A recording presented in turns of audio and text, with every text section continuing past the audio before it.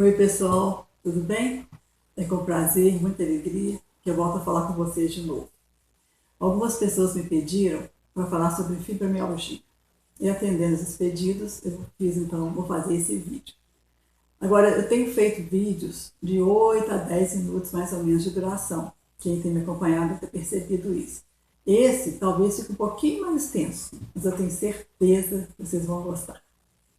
Então vamos lá. Fibromialgia.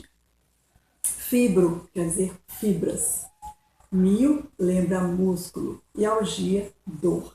Então, por definição, a gente pode entender que fibromialgia são dores agudas, constantes nas fibras musculares, de todo o corpo, principalmente nas articulações. E quando essas dores persistem por mais de 3 meses, então a gente pode suspeitar realmente dessa doença. Agora, nós temos 6 trilhões de fibras. Vocês imaginam tudo isso durante uma vez só, que coisa horrorosa que deve ser, né? Agora, tem um caráter não inflamatório, não se identifica inflamação nas fibras e nem causa deformidades, como por exemplo artrite, artrose, costuma causar. Então, algumas considerações que eu acho que são importantes a gente pensar. Atinge mais as mulheres do que os homens, provavelmente por questões hormonais. E geralmente de 30 a 50 anos. Também é uma média, não quer dizer que seja só nessa faixa, mas a maioria das pessoas se enquadram aí de 30 a 50 anos. Agora, ela é muito mal interpretada porque ela não aparece em nenhum exame. Então, as mulheres reclamam das dores, que são reais, que são muito desconfortáveis, e na hora que o médico pede, por exemplo, uma radiografia, um ultrassom, um exame de laboratório, não aparece nada. Então, durante muito tempo, ela foi incompreendida e as pessoas suspeitavam de que estavam inventando, estavam exagerando, que não era bem desse jeito, podia ser uma possibilidade assim, de estar chamando a atenção das pessoas. E os médicos não entendiam bem exatamente o que estava acontecendo. Mas só a partir de 1987, com a insistência desses casos acontecendo e as pessoas reclamando, que foi realmente reconhecida como uma doença que tem causas desconhecidas, né? Sabemos que tem algumas coisas com relação a questões neurológicas, mas as causas são desconhecidas. E também acontece, 50% dos casos, acontece a depressão como comorbidade, como uma outra doença que se associa a essa. Não acontece em todos os casos, mas pode acontecer em 50% dos casos aproximadamente, com intensidades também diferentes. Então, essas duas coisas têm que ser tratadas juntas. Agora, quais são os sintomas mais frequentes? São dores, como eu já mencionei, e pode ser dor mais amenas, dores mais tranquilas, menos intensidade, até as dores mais intensas, vai variando de acordo com o quadro, com o dia, as situações, a ponto de paralisar as pessoas. Elas têm que parar, têm que relaxar, têm que deitar, têm que ficar um tempo sem se movimentar. E é uma coisa muito ruim, já ouvi pessoas relatarem que elas ficam tão sensibilizadas, que realmente há uma hipersensibilidade à dor, a ponto de elas não conseguirem nem abraçar as pessoas e nem ser acariciadas. Então é uma dor na alma muito grande, que a pessoa fica sentindo dor no corpo e ao mesmo tempo isolada, até afetivamente, das pessoas com relação à questão do toque. Então é uma coisa muito sofrida realmente. E também um outro sintoma é o cansaço. As pessoas ficam muito cansadas, ficam muito fatigadas, chegando até a exaustão. O sono delas normalmente não é reparador, insônia é pouco frequente. As pessoas dormem, mas não tem um sono que tranquiliza, um sono que repara, um sono que você acorda disposta a viver o dia. Aquele sono que realmente não satisfaz. A cefaleia, que é a dor de cabeça, pode também variar de dor de cabeça pequena, com pequena intensidade, até a enxaqueca. Uma dormência nos braços e nas pernas, também é um sintoma que as pessoas relatam. E uma sensibilidade ao frio. Aí acontece uma coisa interessante, que as extremidades ficam frias, os pés, as mãos, o nariz, e o tronco, essa região aqui, fica aquecida. Então fica com duas temperaturas acontecendo simultaneamente no corpo, causando um desconforto realmente muito grande. E eu creio que por causa até dessa dor que é desconfortável, tem também uma dificuldade de concentração. As pessoas têm dificuldade de concentrar no trabalho, na escola, em alguma atividade qualquer. Então, elas ficam desconcentradas, porque a dor realmente, né, causa essa questão aí. Taquicardia e também vertigem, em alguns casos. Ainda reclamam de olhos e boca ressecados e uma irritabilidade, uma ansiedade que permeia todos esses sintomas praticamente durante todo o tempo. As pessoas ficam realmente irritadas e muito ansiosas, porque elas querem fazer as coisas, querem, né, ter sua rotina normal, muitas vezes são impedidas ou então dificultadas de fazer. As causas, como eu já disse antes, são desconhecidas. Temos que levar em conta a predisposição genética, né? Uma questão neurológica também, envolvendo aí alguns neurotransmissores, como a serotonina, a dopamina, a norepinefrina. E fator desencadeante, geralmente é um trauma. Pode ser físico, um acidente físico, uma batida com alguém, uma batida de carro, ou um tombo, alguma coisa assim, ou também uma questão emocional, um trauma emocional, que desencadeia esses sintomas. Agora, o que é interessante, que vale para a fibromialgia, e que vale também para qualquer doença psicossomática, como eu tenho dito aqui, é que as emoções positivas, tipo alegria, felicidade, tranquilidade, paz, harmonia, elas sempre melhoram a questão da dor. E ao contrário, as emoções negativas, tristeza, depressão, rancor, ira, preocupação, brigas, essa confusão toda, pioram as dores. Então, às vezes a gente consegue até que as pessoas fiquem sem dor. De repente acontece alguma coisa que aborrece, ou que preocupa, ou que causa algum nível de tensão, as dores reacendem outra vez com força total. Bom, como é que então agora o perfil das pessoas com esses sintomas? E vamos tentar fazer aqui uma conexão desses fatores, tudo que eu já falei até agora, né, as questões físicas, com as questões emocionais, que é o nosso tema aqui principal. O que esses sintomas, né, o que o corpo está querendo fazer, está querendo nos dizer com esses sintomas? Então vamos lá. Qual é o perfil dessas pessoas? Normalmente, elas tomam para si excesso de responsabilidade e cuidados com os outros. Então elas preocupam e se ocupam muito mais com os outros do que com elas próprias. Então são geralmente as mulheres, mães principalmente, que se preocupam com os filhos, com o marido, com a rotina de todo mundo, com os horários de todo mundo, com os compromissos de todo mundo.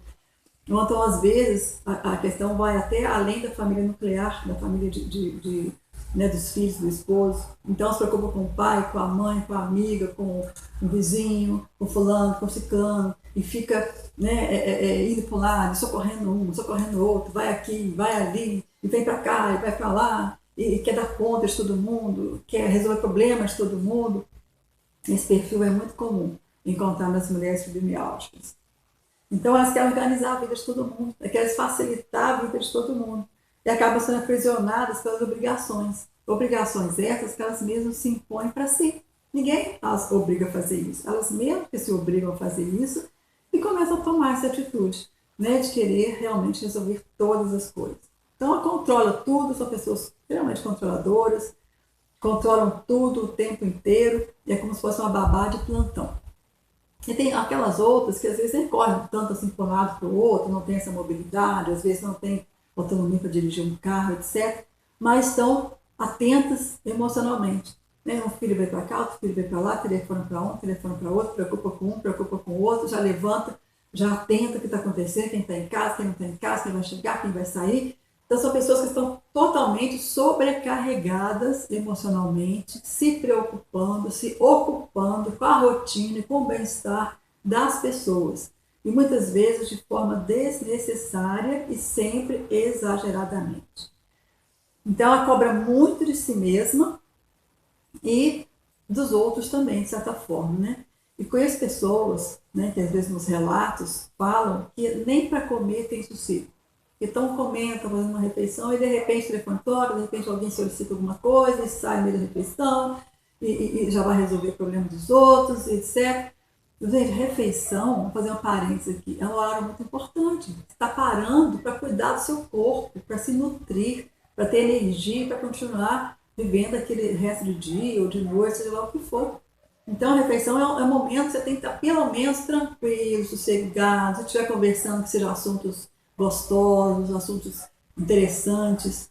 Eu até tenho percebido, né, que as notícias da televisão hoje são muito ruins. Há muito tempo nós não vemos notícias boas na televisão com frequência. E na minha casa, na sala de jantar, tem uma televisão. Eu tenho até comentado com meu marido, vamos desligar a televisão na hora de comer. Porque senão você acaba comendo, se nutrindo, e com o olho fixo na televisão, você acaba engolindo também aquelas notícias ruins, engolindo aquelas preocupações, e notícias de roupa, de assalto, de não sei o quê, né, de distorções. Isso é ruim, isso não é uma coisa boa não. Então desliga a televisão, liga uma música, conversa coisa agradável, pare naquele momento, só atende o telefone se for uma coisa realmente muito urgente. Do contrário, é o tempo que você tem que reservar para você, para se nutrir, para ter um tempo gostoso de descanso, de tranquilidade.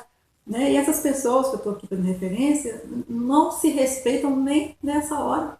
Nem fica naquela agitação, naquela confusão, está resolvendo coisas. E o WhatsApp e o telefone, então, que é uma coisa tão boa, tão necessária, mas quando usada de forma que não é boa, né? Quando fala de uma forma que não é saudável, causa danos muito grandes. Porque todo mundo fica ali o tempo inteiro, não tem sossego para mais nada, só faz aquilo, não é uma coisa legal. Então, há tempo para todas as coisas. As pessoas têm que entender isso para poder se respeitar e saber que é um tempo de preocupar, um tempo de fazer, um tempo de trabalhar, um tempo de se divertir, um tempo de comer, um tempo de beber uma água fresquinha e gostosa. Então, a gente tem que estar inteiro em tudo que a gente faz, por inteiro. Sem ficar no lugar preocupado com N coisas simultaneamente. E essas pessoas, que eu estou falando, voltando aqui ao tema, elas tornam-se praticamente mártires. Por quê? Porque elas acabam chamando a atenção para si, que acabam assim, quase que sendo uma Mulher Maravilha, que sai voando para um lado, para o outro, para um lado, para o outro, para o lado, para o outro. E as pessoas falam assim, nossa, aquela pessoa, olha só, está sentindo tanta dor, e ela está com tanta dor nas pernas, dor não sei aonde. Mesmo assim ela foi atender a mãe, mesmo assim ela foi levar o filho no médico, mesmo assim ela foi fazer não sei o quê. Né? E ficam assim, consideradas umas mártires, porque elas vão fazer tudo sem poder fazer, né? Deveria estar descansando, se cuidando, e estão cuidando de todo mundo, estão passando por cima de si mesmo sem perceber. Só que elas pensam que o problema é só físico. Então elas falam, quero um remédio para dor, pelo amor de Deus, eu quero com essa dor, não estou aguentando, como até pedra se for necessário para acabar com essa dor.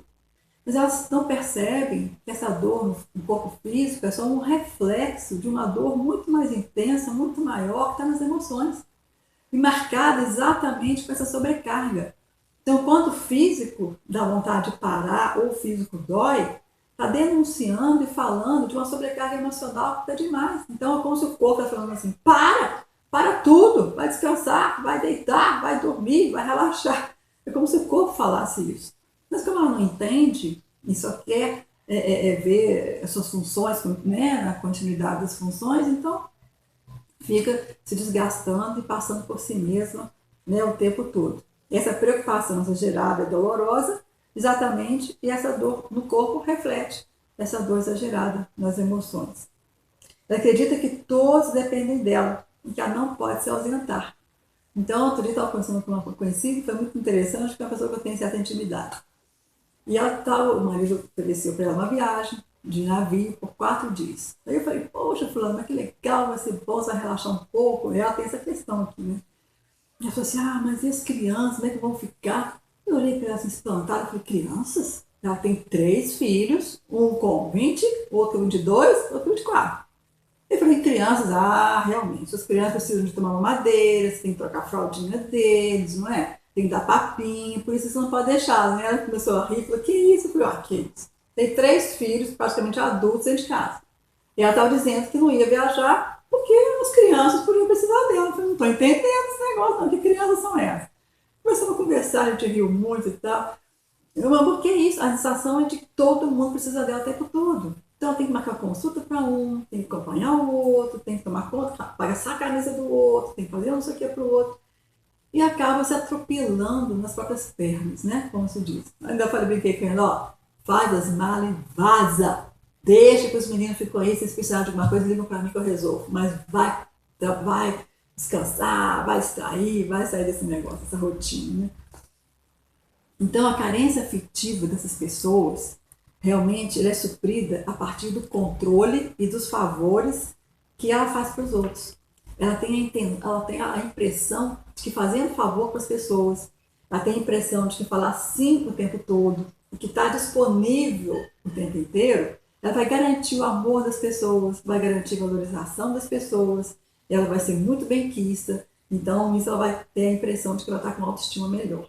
Isso é muito perigoso, né? Porque, na verdade, nós precisamos de falar sim, de falar não e falar espere na hora adequada e para aquela situação que é adequada. Tem horas que a gente vai poder fazer algumas coisas para as pessoas, sim. Tem horas que nós não vamos poder fazer e tem horas que elas vão ter que esperar um pouco para a gente poder atendê-las. Então, nós vamos servir as pessoas.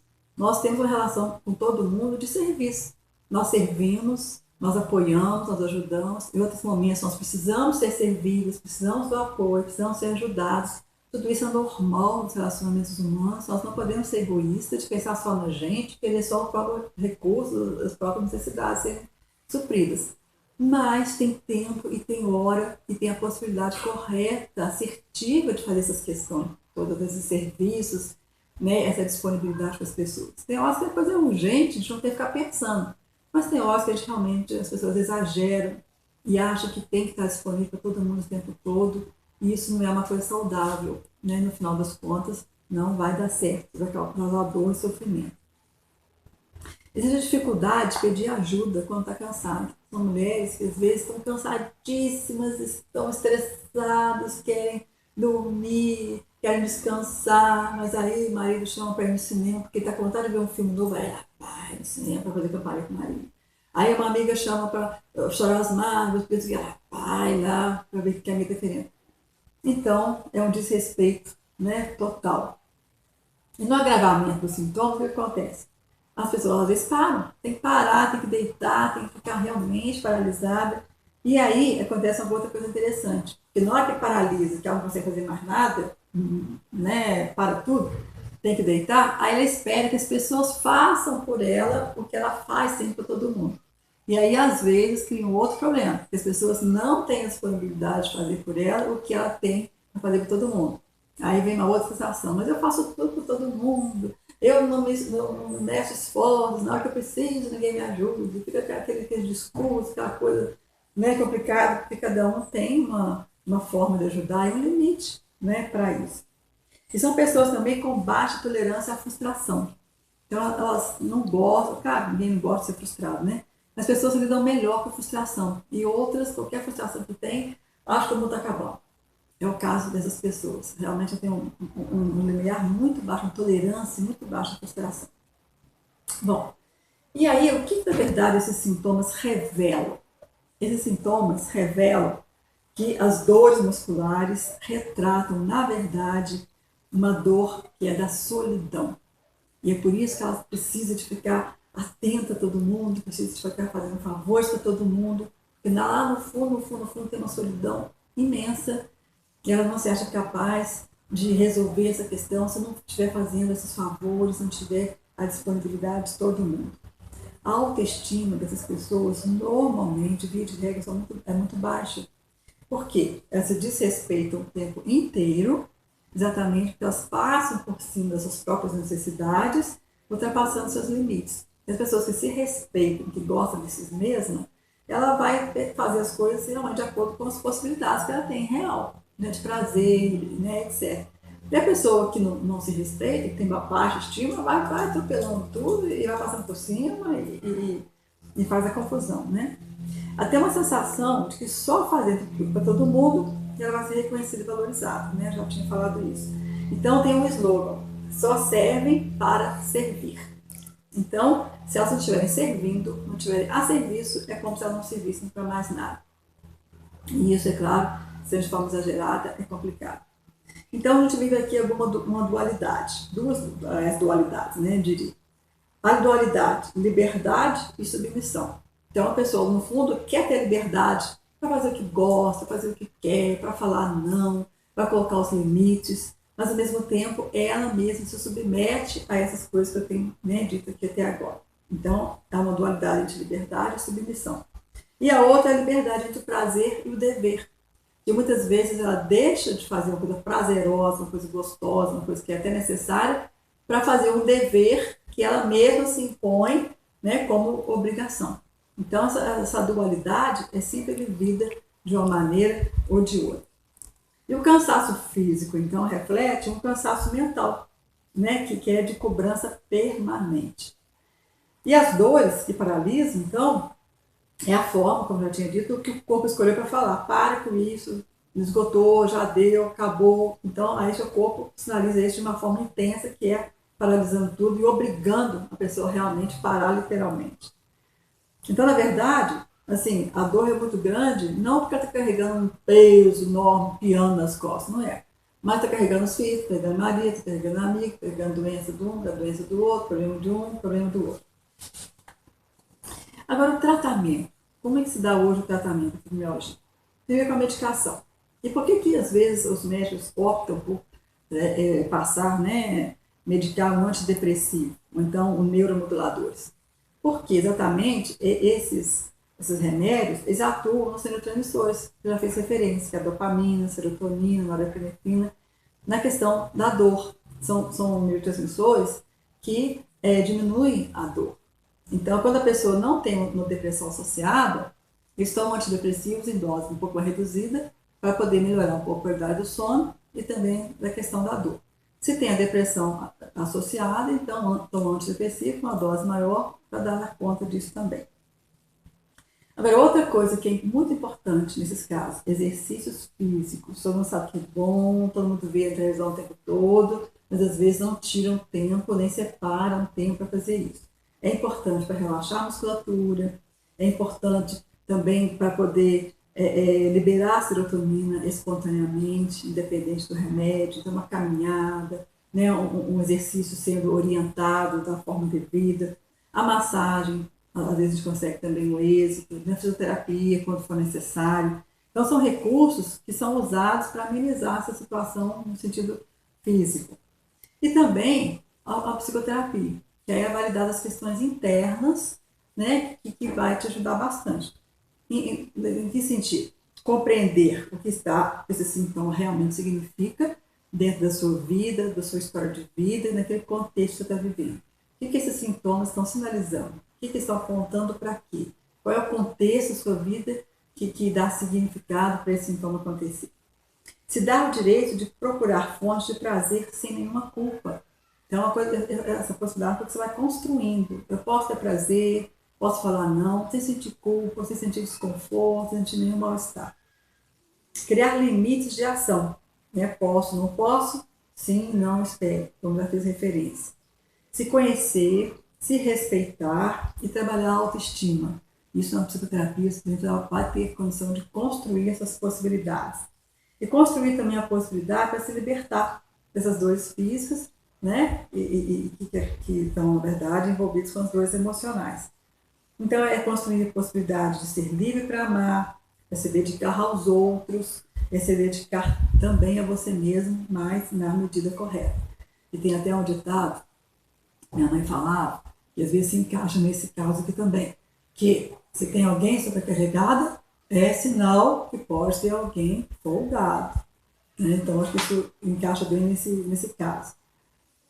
E mais o quê? E a pessoa, então, pode se preocupar e se ocupar com os outros, como já falei, isso é natural, mas sem exagero, sem dor, sem culpa e sem nenhum mal-estar.